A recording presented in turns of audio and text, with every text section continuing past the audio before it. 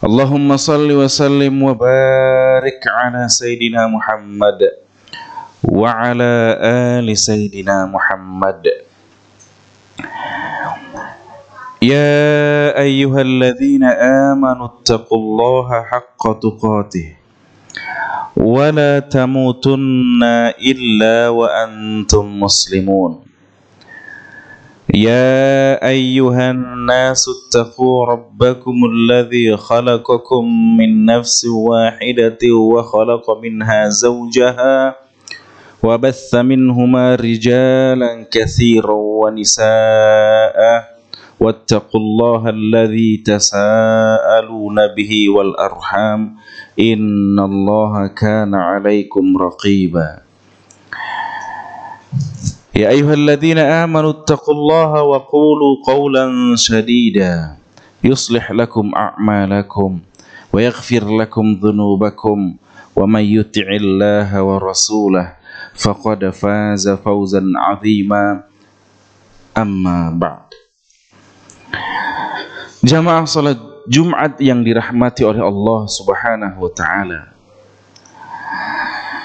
Dari atas mimbar ini khatib mewasiati diri khatib dan jamaah salat Jumat seluruhnya untuk terus meningkatkan ketakwaan kita kepada Allah Subhanahu wa taala.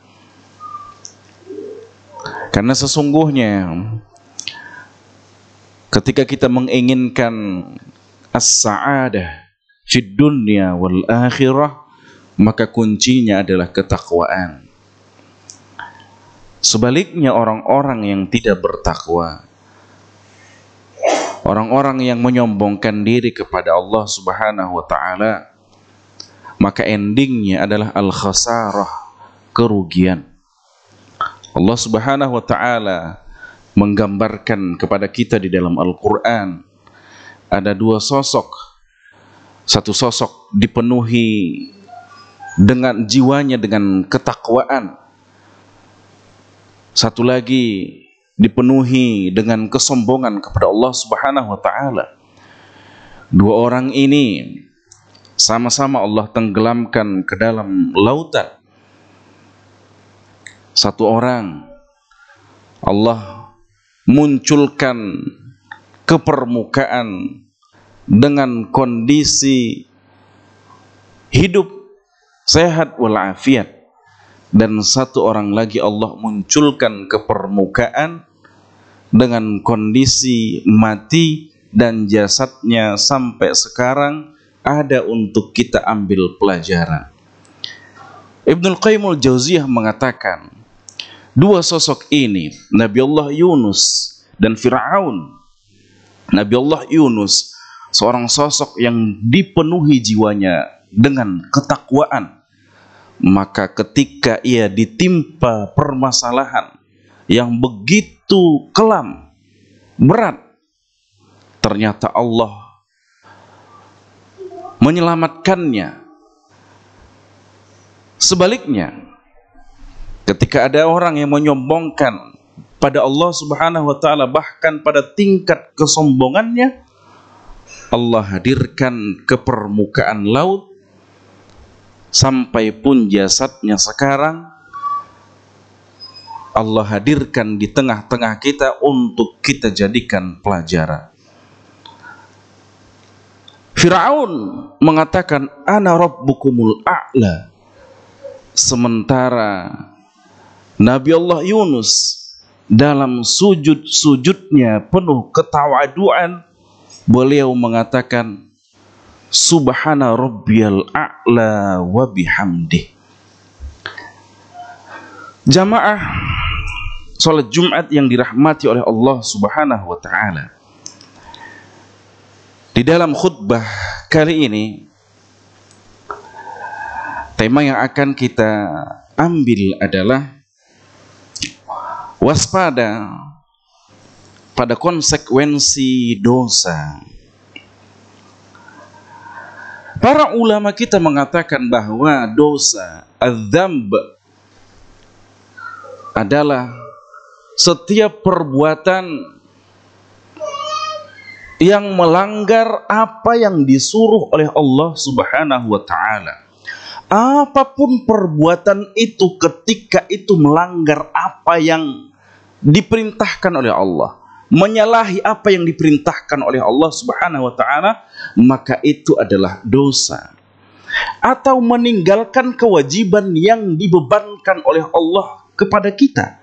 Satu kewajiban atau banyak kewajiban atau kewajiban sepenuhnya yang Allah taklifkan kepada kita, kita tidak mau melaksanakannya, maka itu adalah dosa. Allah memerintahkan ini, kita tidak mau melaksanakannya, maka itu adalah dosa. Allah melarang ini,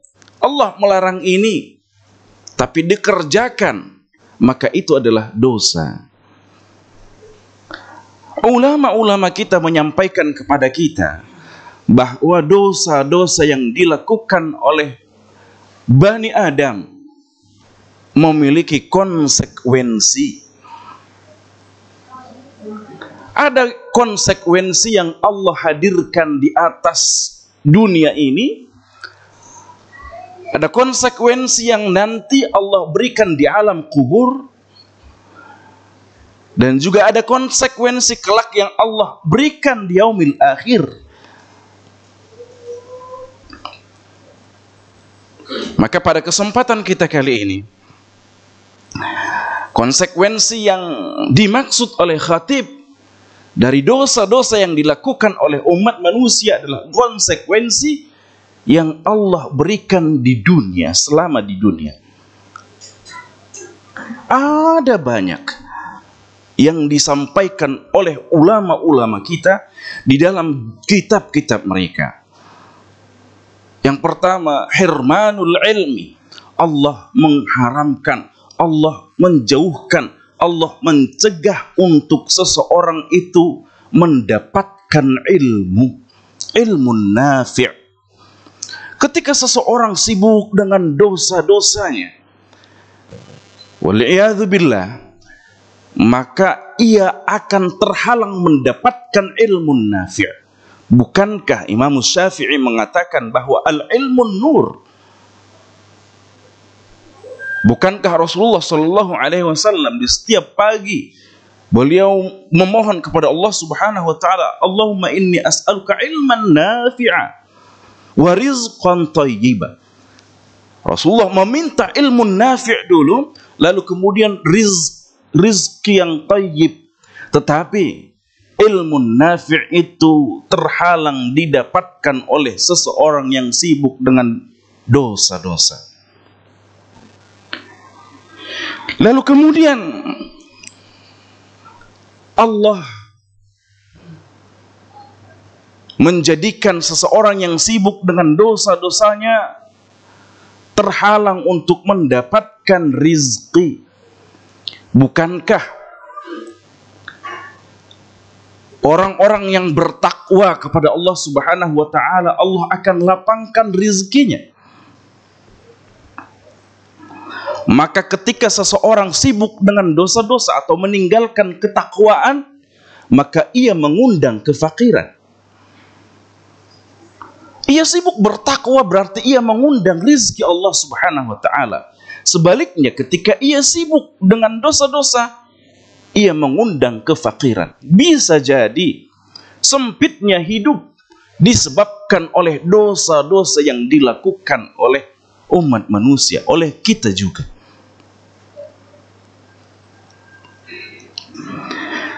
Allah Subhanahu wa taala mengatakan,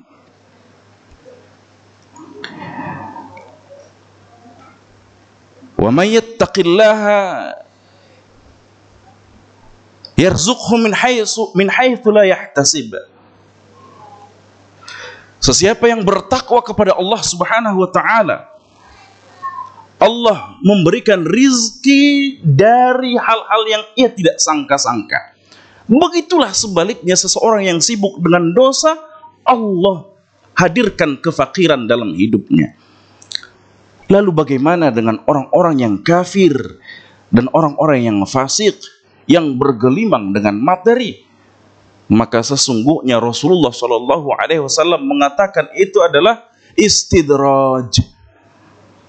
Qala Nabi Sallallahu Alaihi Wasallam, idza ra'aita Allahu yu'til abda minad dunya ala ma'asihi ma yuhib fa innama huwa istidraj. Thumma tala Rasulullah sallallahu alaihi wasallam falamma nasu ma dhukiru bihi fatahna alaihim abawaba kulli syai'in hatta idza farihu bima utu akhadnahum baghtah fa idza hum mublisun.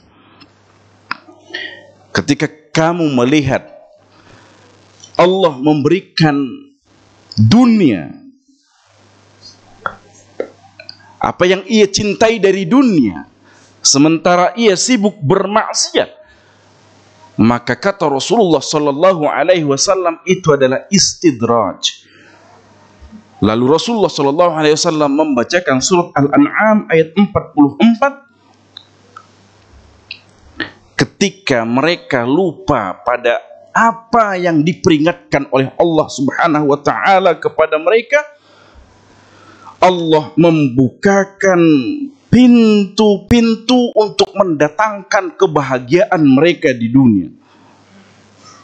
Maka satu saat Allah akan ambil itu dan Allah akan berikan siksaan kepada mereka.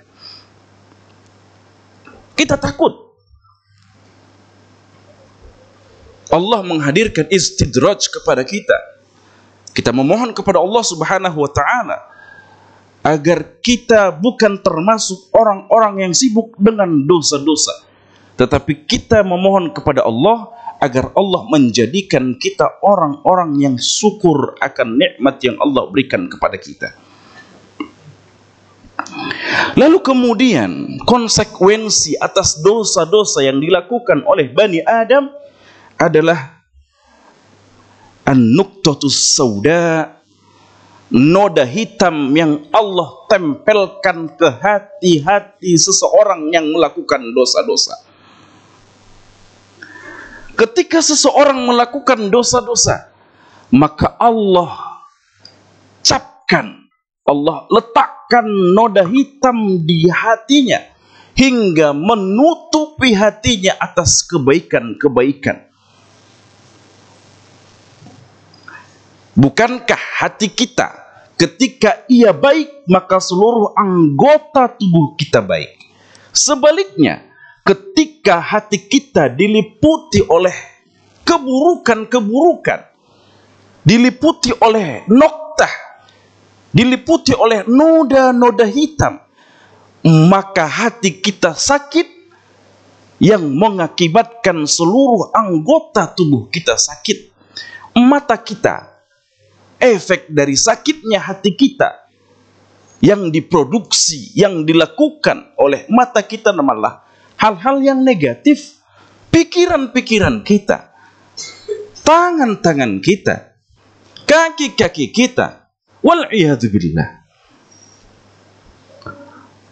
Maka meninggalkan dosa-dosa dan mendekatkan diri kepada Allah Subhanahu wa taala adalah jalan untuk membersihkan hati kita.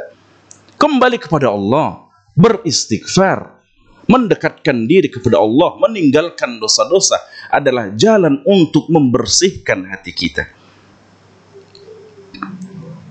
Lalu kemudian konsekuensi yang diterima seorang hamba ketika ia melakukan dosa-dosa adalah az-zalazil dan lain-lain sebagainya. Hal-hal yang sangat mengerikan sebagaimana yang Allah sebutkan di dalam Al-Qur'an. Fakullan akhadna bidhanbihi faminhum man arsalna alaihi hasiban wa minhum man akhadathu as-sayhah wa minhum man khasafna bihi al-arda wa minhum man aghraqna wa ma kana Allahu liyadhlimahum walakin kanu anfusahum yadhlimun. Maka masing-masing mereka itu Karena disebabkan oleh dosa-dosanya, di antara mereka ada yang kami timpakan kepadanya hujan batu kerikil. Di antara mereka ada yang ditimpa suara keras yang mengguntur. Dan di antara mereka ada yang kami benamkan ke dalam bumi. Dan di antara mereka ada yang kami tenggelamkan. Dan sungguh sama sekali Allah tidak zalim kepada mereka. Akan tetapi mereka lah yang menzalimi diri mereka.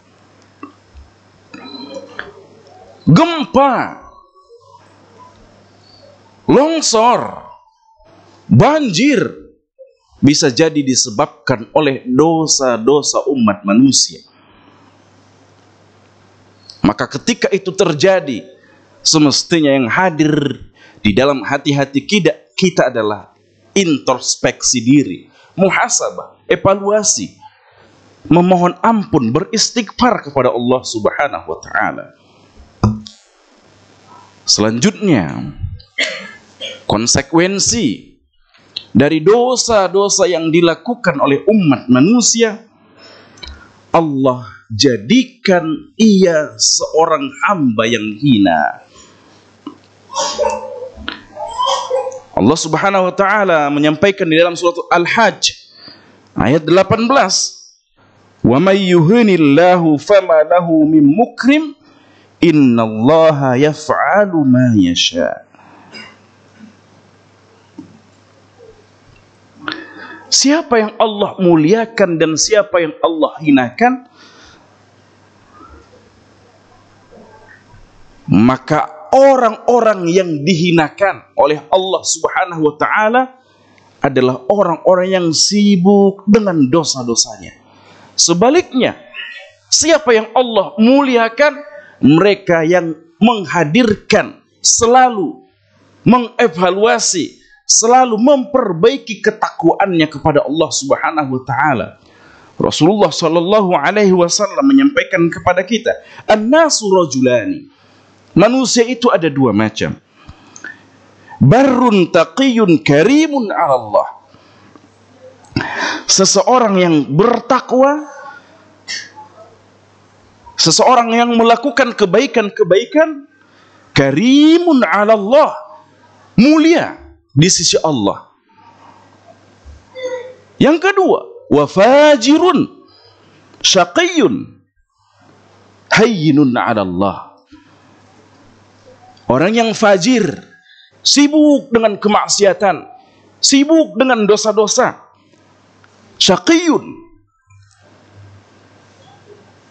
dirinya kering, syaqiyun. Hayyinun 'ala Allah, Allah hinakan. Maka ketika kita ingin dimuliakan oleh Allah dan dimuliakan oleh makhluk-makhluknya, kita berusaha berikhtiar menjadi bagian orang-orang yang pertama. Barrun taqiyun, orang-orang yang selalu melakukan kebaikan-kebaikan dan orang-orang yang taqi, yang bertakwa. Sebaliknya, wal'iyadu billah, ketika seseorang itu sibuk dengan kemaksiatan dan dosa-dosa, maka Allah akan hinakan di matanya dan juga di mata makhluk-makhluknya, wal'iyadu billah. Selanjutnya, konsekuensi yang Allah berikan pada dosa-dosa yang dilakukan, konsekuensi yang Allah hadirkan selama di dunia, Allah hilangkan keberkahan. Bisa jadi mungkin sedikitnya keberkahan pada umur, sedikitnya keberkahan pada harta, sedikitnya keberkahan pada ilmu, sedikitnya keberkahan pada anak keturunan, disebabkan oleh dosa-dosa dan kemaksiatan yang dilakukan. Bukankah meninggalkan kemaksiatan, dan meningkatkan ketakwaan kepada Allah Subhanahu wa taala menjadi asbab Allah turunkan keberkahan itu kepada kita. Allah Subhanahu wa taala menyampaikan kepada kita, walau anna ahlal qura amanu wattaqau la fatahna alaihim barakat minas sama'i wal ard walakin kadzabu fa akhadnahum bima kanu yaksibun. Kalaulah penduduk negeri itu beriman dan bertakwa, maka Allah membukakan keberkahan dari semua penjuru, dari langit, dari bumi, dari kanan, dari atas. Allah bukakan keberkahan-keberkahan itu. Walakin kadzabu. Ulama tafsir mengatakan bahwa akan tetapi mereka melakukan dosa dan maksiat kepada Allah Subhanahu wa taala, maka karena sebab dosa-dosa mereka, para ulama tafsir kita mengatakan akhadnahum, keberkahan itu kami ambil, kata Allah Subhanahu wa taala, dari mereka. Allah mengambil keberkahan itu dari hidup mereka. Lalu kemudian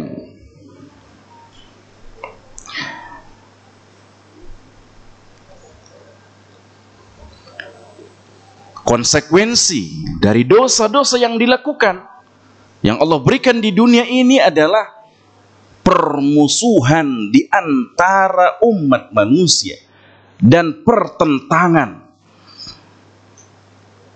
Bukankah ada hadis Rasulullah SAW mengatakan, kalau ada dua orang yang berselisih, itu disebabkan oleh dosa salah satu di antara mereka. Maka bisa jadi mungkin berpecah belahnya umat ini disebabkan oleh dosa-dosa dan kemaksiatan yang banyak dilakukan di tubuh umat ini. Itu adalah sebagian konsekuensi dari dosa dan maksiat yang dilakukan. Kita memohon kepada Allah Subhanahu wa taala agar Allah Subhanahu wa taala menguatkan kita kepada jalan yang diridhoinya. Allah kuatkan kita, Allah berikan kita keistiqomahan agar tidak terjatuh kepada dosa-dosa. Allah jadikan kita orang-orang yang selalu beristighfar, memohon ampun, kembali kepada Allah Subhanahu wa taala saat dosa-dosa itu terlakukan oleh kita. Barakallahu li wa lakum fil Qur'anil azim wa nafa'na wa iyyakum bima fihi minal ayati wa dzikril hakim wa taqabbalallahu minni wa minkum tilawatahu wastaghfiruh innahu huwal ghafurur rahim.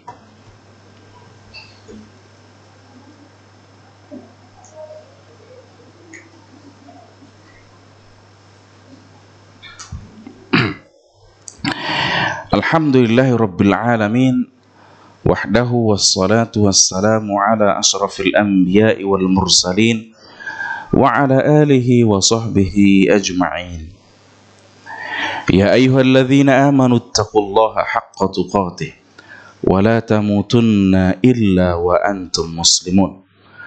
Allahumma salli wa sallim tasliman adada ma ahata bihi ilmuk wa khatta bihi qalamuk wa ahsahu kitabuk ورضى اللهم عن ساداتنا أبي بكر وعمر وعثمان وعلي وعن الصحابة أجمعين وعن التابعين وتابع التابعين بإحسان إلى يوم الدين.